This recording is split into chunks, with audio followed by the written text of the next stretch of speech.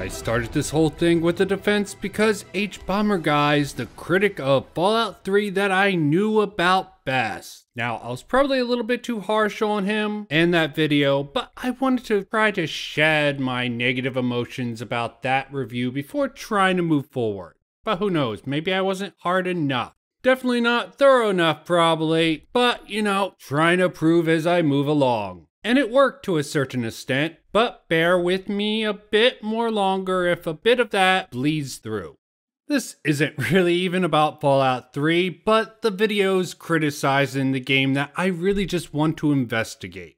I've always had an interest in seeing through the fluff, reading between the lines, put whatever words you want on it in any given piece of media. And my college education helped arm me with the tools that I needed to explore this interest of mine, at least to a certain extent. The last video in the series was an attempt to really prove several of Harris's criticisms were based off of unsubstantial theories and lies by omission, along with a couple of other tricks that I probably weren't able to identify correctly that framed several elements of the game in a rather deceptive manner.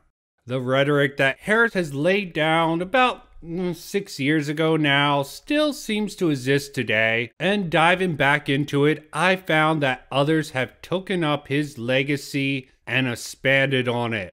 While probing for other sort of better critical looks at Fallout 3, I got suggested Credios, or Creed as I like to call him for short. Went in for a blind look at his critique of many a true nerd's defense of Fallout 3, and in it, Creed cited another source of criticism for Fallout 3 that preceded him, and Bethesda's general direction for Fallout 3, Mister Caption. It seems like a worthwhile venture, so I'll go down one more rabbit hole in my search for solid criticism of the game that I can agree with. Mister Caption's videos are some of the most refreshing that I've seen doing critiques. It's very honest, raw, and straight to the point. Start off, Mister Caption didn't seem to mind the shift from isometric top-down RPGs to first-person action RPG. One of his biggest concerns seems to be coming more from the fact that Fallout 3 and the rest of the Bethesda games breaking away from the traditional tabletop role-playing games that both Fallout 1 and 2 followed to the best of their abilities. He begins by giving some background information on the whole Fallout franchise up to number 3. Now, I already prefaced this video with something, but there is a little bit of history we have to go through before we can properly review Fallout 3 and help everyone get a better understanding as to why a lot of people don't like this game. For those of you who don't know the history of Interplay, basically it was a huge RPG developer for a very long time that did a lot of D&D based projects, and was eventually the producer and distributor for Fallout 1 and 2. During the end of its lifespan, Interplay was facing a series of financial troubles and was unable to recover even to this day. To save themselves from actually going under and filing for bankruptcy, they had to sell off quite a few of their properties, one of which was Fallout, being sold away in 2003. Not only was Interplay failing and forced to sell the Fallout license, they also disbanded the team, Black Isle Studios, that was developing it in the midst of developing one of the games, Fallout Van Buren. Van Buren was developed for about 4 years and was somewhere between 80 and 90% completed before it got shut down and the products were all just sold away. The licenses were gotten rid of, all the people involved in making Fallout were not only disbanded from their team, but were either redistributed to other projects or were just straight up fired. And that was basically the case for what Fallout was going to be until Bethesda purchased it in 2004. But not only did Bethesda just purchase it from Interplay in 2004, they also outbid Troika Studios. Troika Studios was a small developer made up of ex-Fallout developers who had left the projects earlier. Basically, Black Isle, the people who were making the first two Fallouts, had some people leave before the 2003 deadline, and went on to form Troika Studios, who made a variety of CRPGs in the early 2000s. Only after being outbid by Bethesda, they had to shut their doors in 2005, just 2 years, or actually just 1 year after the bidding took place. And from there on, Bethesda developed the next Fallout game. Basically, to condense and explain the reason why I told you all this history is because it is a very important reason as to why people don't like Fallout 3. Essentially, what happened was that Fallout 3 was something that was going to happen, and it was going to be in the style of a game that a lot of people really, really enjoyed. But because of basically the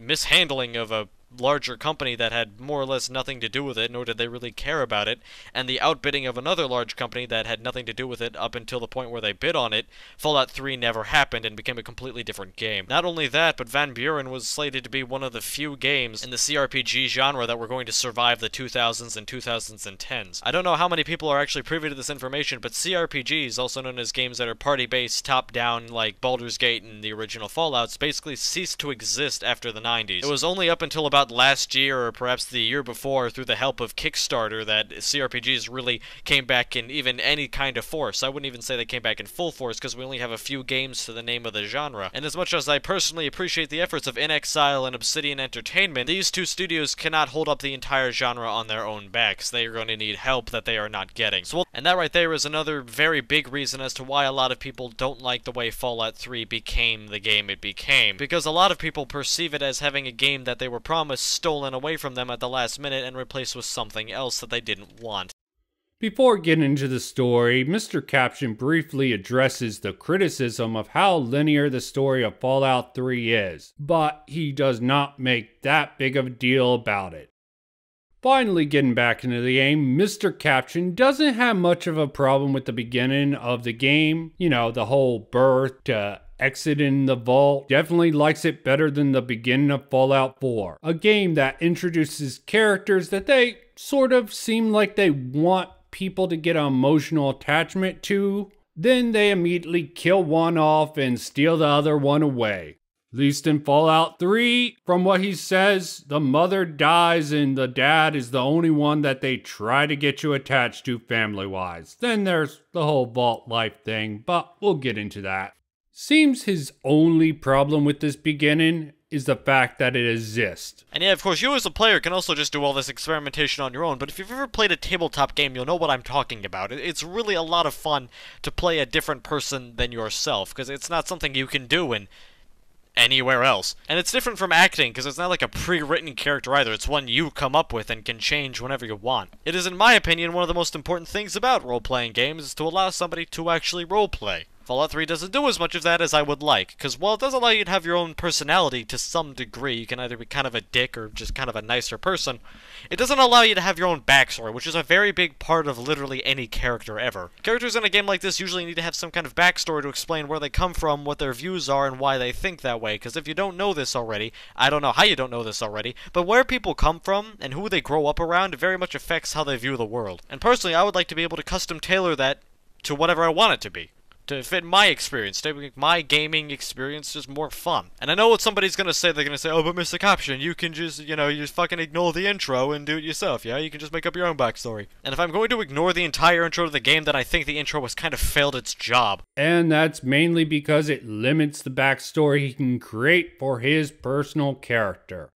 The only upside of this little critique is, at least he doesn't pretend that this is too serious. I'm not sure what to make of it, but at least it really comes off as a personal preference of his. The last line, the intro sort of failed its job. No, it's just failed you. Fallout 3's framework, albeit in a rather limited way, helps you build your backstory. Obviously, he doesn't want help, but it lets you make the decisions to decide who you are, and more importantly, it could shape who you'll become in the game. Or not, sure. It forces a friend, an enemy, a father, and a rather boring vault life on the player too. There are upsides and downsides to this beginning. On the other hand, Fallout 1 has you growing up in what I assume is a very similar vault to Vault 101. It doesn't really give you much of a clue what life is like, or who your friends, families, or enemies were, why you resided in there. Any backstory a player might want to give their character might not even fit well within the actual lore of the vault. But that's a blank slate and Fallout 1's part, so I don't really criticize that. That headcanon is fine as far as I'm concerned, and it's great some people can do that. But not all people can or will do that when playing any Fallout game. Fallout 3 has a life of a newborn raised into a teenager that gives players the freedom to fill in some of those details in the really big time skips that are in this intro, while at the same time letting the player experience Vault life in small ways. This gives those who are new to the game the Vault life experience right from the start. I'm not trying to be mean to Mister Caption here, but this comes off as rather gatekeepy, which in itself is not a bad thing. From there, Mister Caption gives an account of his character's exit from the vault. He says some positive things about the exit and entrance into the wider world. He explains that he likes the way Fallout 3 leads you in the direction right to Megaton, and also the freedom to go anywhere you want right from the get-go. Once at Megaton, Mister Caption remarks on the design of the city here. After a very short walk through some very safe wasteland, we eventually make it to the doors of Megaton, a giant city built out of the ruins of an old plane that looks like it took quite a lot of work to get together. To open its doors, it reutilizes the plane's turbines to actually make some kind of automatic gate type thing, and there's giant walls made of scrap metal around the entire construct. Compared to other Fallout towns, Megaton is much more, I don't know how to put this, Mad Maxy, I guess? In the sense that everything about it is this kind of recycled, scrap, custom-made type deal. Normally, Fallout towns aren't built from the scratch like this. They're, made up out of older world constructs like Rivet City, Big Town, Novak, Redding, New Vegas, Good Springs, Prim, Necropolis, the Boneyard, and plenty more that I'm sure you can Wikipedia. So seeing something this scrap-made and custom is quite unique and very interesting on your first go-through. Unfortunately, everything about Megaton then falls apart when you actually get inside the town. The moment I saw that giant active bomb in the middle of Megaton, I realized how little sense the world of Fallout 3 actually makes. After that, Mister Caption takes a break from the main quest tour to dive into the many issues he has with Fallout 3.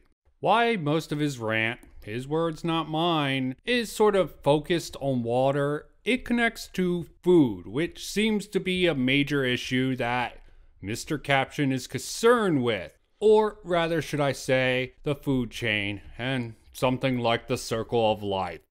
He goes on a tangent here, going about how he doesn't think video games need to be realistic, and how harping on this is rather horrible piece of criticism along with a rad example. Still, he goes on to say, the thing I have a problem with Fallout 3's world isn't the fact that it's not realistic, it's the fact that it doesn't follow its own internal consistency. Like I said earlier, Fallout does not follow our very basic laws of physics, however it does follow its own laws of physics, and it does have rules to how its world works. And a lot of these do parallel our own world. For example, in Fallout's lore at least, if you get shot in the head, you're probably going to die. If you get too much radiation, you eventually will just kill over. Human beings, and by extension animals, need to eat. Water is required to grow plants. We need air to breathe. If we stay underwater for too long, we will drown. There's a variety of other things, but that's just a few examples. Two of them I listed being very, very important as to why Fallout 3's world doesn't work. Fallout 3 sets up a situation where the water in this place is just absolutely so terrible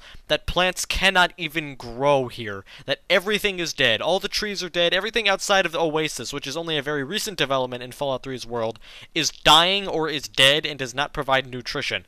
Yes, the trees are dead, but the grass, sorry man, I see it right there. I do not know how Mister Caption says it's dead. Maybe it's connected to the water, that's what I'm assuming in hindsight, but I really can't find anything to confirm this either way in the wiki. Sure, there's something about rad rain, but I really don't want to speculate on that.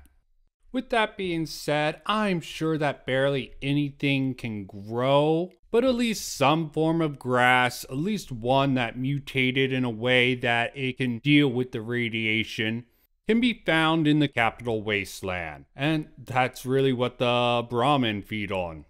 His whole food chain argument sort of goes off the rails if you just have some grass for the crickets that he talks about to munch on. And the game clearly depicts it. His theory that there be no good water, I think, is not substantial enough to say that that grass that is depicted in the game shouldn't be alive. On to a question that wasn't brought up by Mister Caption, that I've seen brought up in many other critiques on Fallout 3, and that question, which was brought up in the stratification of Fallout, is what do people eat?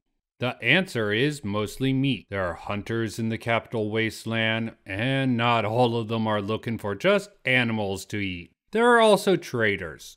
You'll get some hardcore critics pointing out you'll never see the people of Megaton out hunting or out by the traders that frequently come by its gates, or the traders coming into town. But according to at least one NPC in Megaton, that is the case. Me? I deal with the caravan suppliers. I used to ride with those guys, so they cut me some good deals. Helps keep the town supplied. I don't know if this is a game limitation of the engine that Fallout 3 was built on, or just a programming decision made. Some things can only be answered by the programmers of that era of that game. Probably why many critics believe modders fixed the problem in Bethesda games. They could be right about that. I'm not going to claim one way or another on that topic. The same can be said for the rain. It must rain every so often, though the type of rain or frequency will never be known. This is something not explicitly said by the game, but the environmental factors that are not showed in the game. The way most fans of New Vegas said they fixed the food problem of Fallout is by having farms. Even there was a similar problem of that game not having rain. But that was fixed with the add-on Honest Hearts. This was actually the first time a Fallout game had weather or rain added to it. Fallout 3 couldn't have had farms given the poor quality of soil and maybe the dirty water. Maybe this is why Rivet City had hydroponics and was growing healthy produce in preparations for when it could be farmed outside once they had enough purified water to start farming. Or more likely, just for themselves. I would now like to bring up that Fallout New Vegas and Fallout 3 are totally different environments. It's urban versus rural life here, and even in modern America right now, those experiences can be vastly different. Adding the fact the East got bombed complicates matters even farther.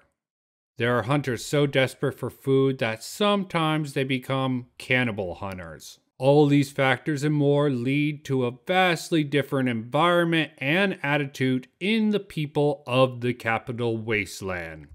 This is probably why getting a large amount of clean water is so important.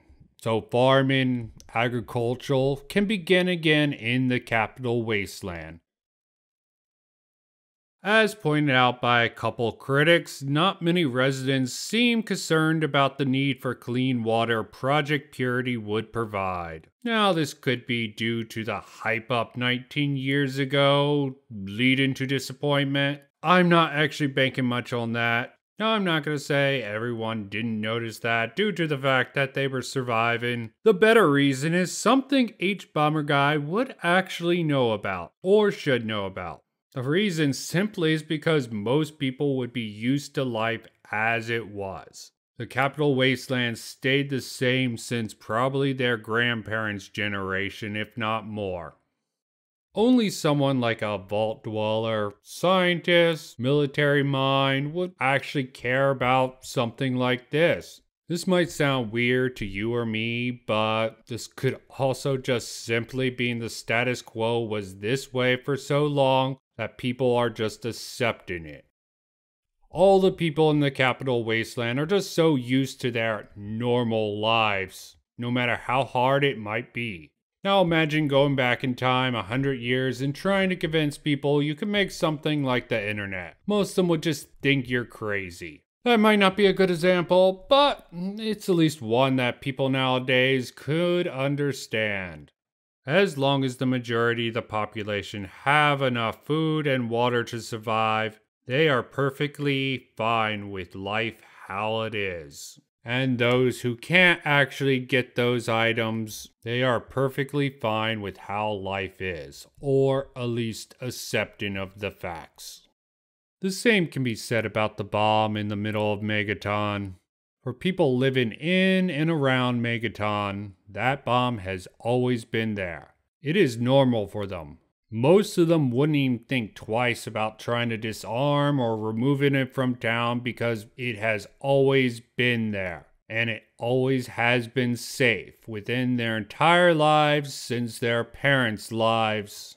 It's just like how the water purifier has always worked and provided them with clean water. Yeah, maybe Bethesda used it as a cultural shock to say you ain't in Kansas anymore. But you wanted to play a post-apocalyptic game? Now this is a post-apocalyptic mindset.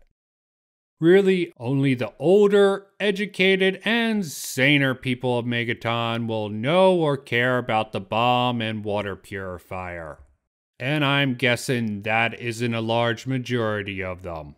And I'm sure someone like Harris would know all about this idea. Maybe that's why it wasn't in his video, or he didn't think of it. After all, if you claim play conditioning teaches a player to play a game in a certain way, then you can't claim that a life in the wasteland does not condition a person to live in a certain manner. Maybe I'm giving Harris too much credit, or maybe I'm giving him too little. Speaking of bombs, Mister Caption is showing his ignorance here by thinking you can just set off a bomb by shooting it or setting off an explosive nearby. Why the possibility isn't zero, unless, of course, if it has a functional trigger or internal switch for some stupid reason. The possibilities of it going off in those instances is so close to zero, it's functionally the same. Also, he does a musing rant about Lucas Sims naming the town that has no supporting evidence to it. But it's very funny, so I'll forgive his error. I'll link below if you want to know. Again, he does a little funny bit about the metro. It was a little hard to follow, but I understand it. I've heard many complaints about the DC metro tunnels, that they're like poorly designed or so very similar it's hard to tell where you're going half the time. And I can agree with that, both about them in the game and them in real life. Because frankly, I've been through the DC metros in real life more times than I care to share. It's not fun. So I'm sort of doubting even in a future alternative universe that the DC metro system would be too much different. Because like war, the annoyingness of the DC metro system and the roadways in general never changes. I think there's an excuse that it's that way for security purposes, you know, being the nation's capital and all, but I think it's more likely that's just an excuse. Like most people, I think the city transport planning committees hate most politicians too. But like lawyers, they are a necessary evil and will continue to screw us over even after the apocalypse. In fact, I think navigating them in real life is much more annoying than them in the game. At least in the game, I could shoot something to reduce my stress when I was trying to figure out where the hell I was supposed to go. And Mister Caption thinking that they would actually get rid of the metro is especially funny to me. I'm sure plenty of staff at Bethesda had their fair share of dealing with the metro themselves. Probably in some cases even more than me. And maybe they just wanted their players to experience a little bit of their pain in walking those tunnels. On a more serious note, I am sure this is one of the things about urban versus rural life. Metro is just part of life in the city.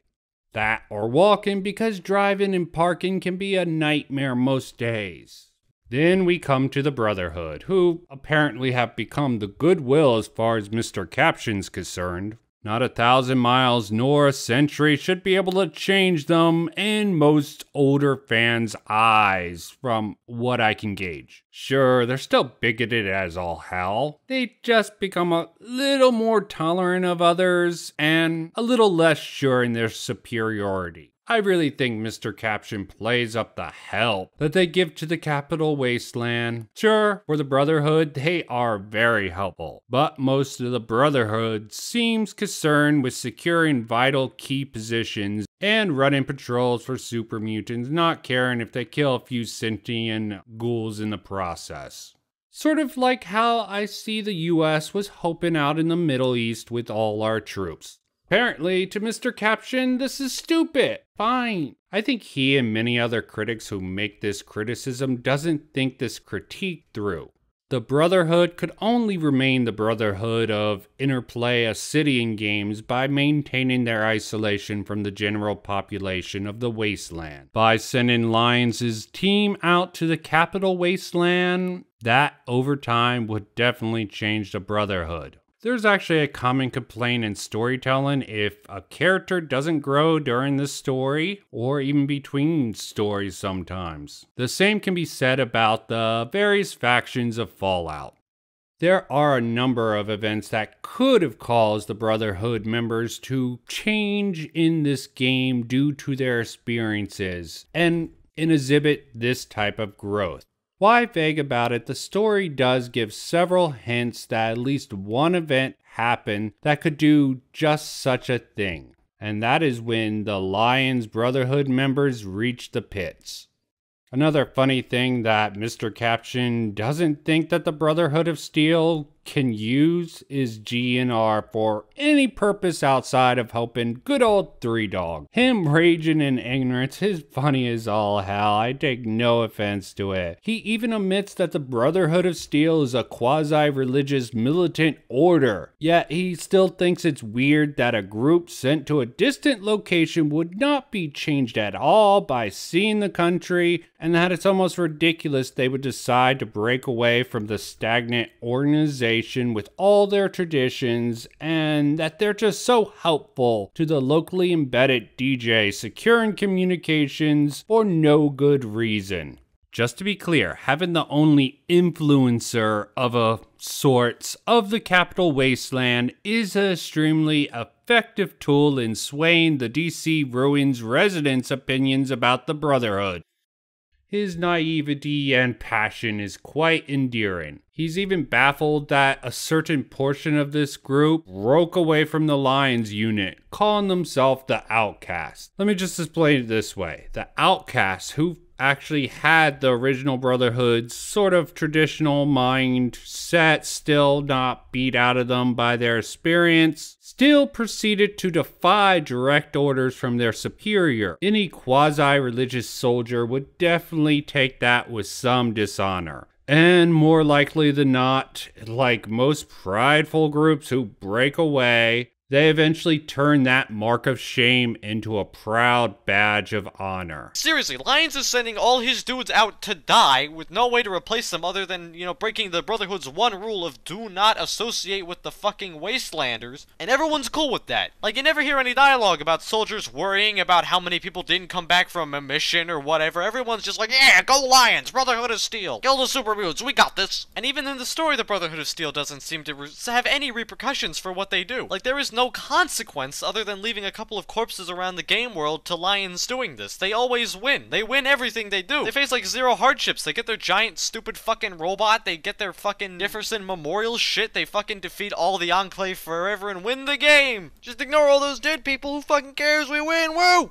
that's it for the Brotherhood in this game. They just make a bunch of shitty tactical mistakes and get to win everything forever because they're the good guys. Not even to mention the fact that they're the only joinable main faction in this game. And no, the last-minute decision with John Henry Eden where you go and you poison everyone is not joining the Enclave, okay? You can't join something after you blow it the fuck up. If there's one mistake that the Brotherhood of Steel made in Fallout 3, it's being in this game. They took away a huge amount of player freedom by being the only main faction that you can realistically join. I could argue that they could have added more factions to join in Fallout 3. But frankly, I have no clue how they would have fit that well into the main story quest that they wrote. Speculating on that point doesn't even help out very much. And I can also think of a couple different ways they could have done it, and even more ways of how they could have effed it up. And I'll also argue with the fact that they just win. It sort of contradicts everything up to this point. Even Mister Caption admitted and complained of how stupid they were for sending out their soldiers to die earlier in the video. Does he really think that all those sacrifices from those fallen soldiers were just to help the residents of the capital wasteland? Maybe in part, but it also helped them earn the victory they achieved at the end of the main game.